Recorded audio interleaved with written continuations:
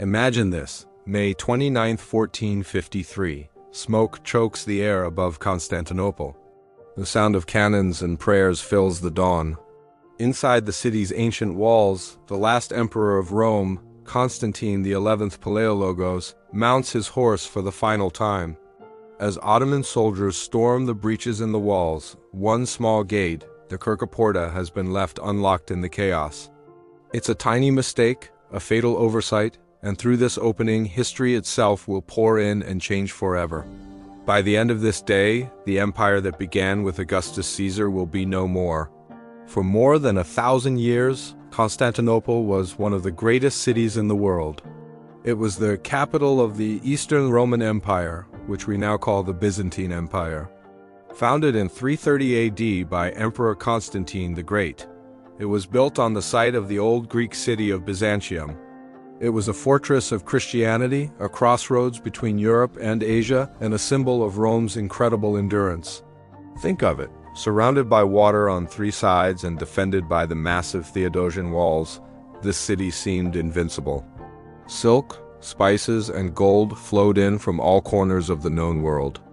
Its cathedrals and palaces were legendary. For a millennium, these walls had repelled every attacker: Persians, Arabs, Bulgarians, and even Crusaders. But by the 15th century, the mighty empire was just a shadow of its former self. Once stretching from Spain to Syria, it was now little more than the city itself and a few scattered territories. The fall of Constantinople wasn't a question of if, but when. The city's ruler, Constantine XI, was a brave man from one of Byzantium's oldest dynasties. But he had inherited a bankrupt empire surrounded by enemies. To the west, the Christian kingdoms of Europe were indifferent, caught up in their own politics and rivalries. But to the east, a new power was rising, the Ottoman Empire, led by a brilliant 21-year-old sultan named Mehmed II. Mehmed wasn't just a warrior. He was a visionary. Educated in science, philosophy, and multiple languages, he saw himself as the next Alexander the Great. He knew Constantinople was more than just a city. It was the key to building a world empire. So, in 1452, he started his preparations. He built a massive fortress on the Bosporus, effectively choking off Constantinople's supplies.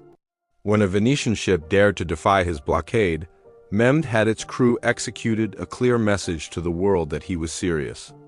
Inside the city, Emperor Constantine desperately pleaded for help from the West.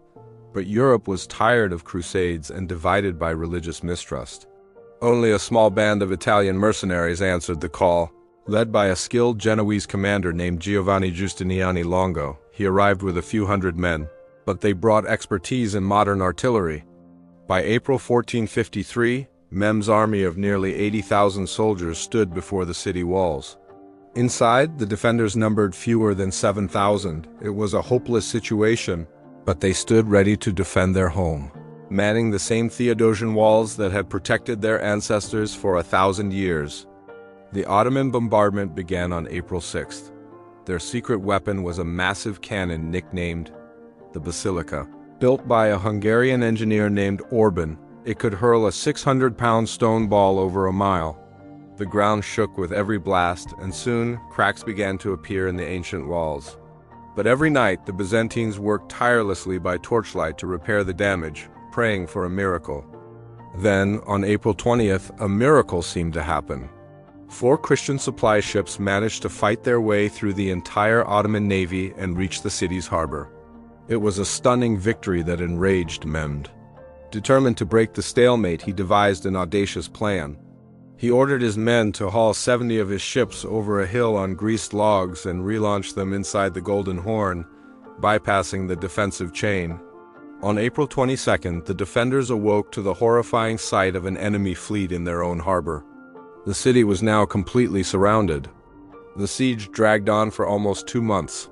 Food ran out, disease spread. Mehmed offered the emperor a chance to surrender, promising to spare the city. But Constantine refused, sending back a legendary reply: "To surrender the city is not mine to give. God will decide who rules it." On the night of May 28th, the eve of the final assault, Emperor Constantine gathered his people in the great cathedral of Hagia Sophia.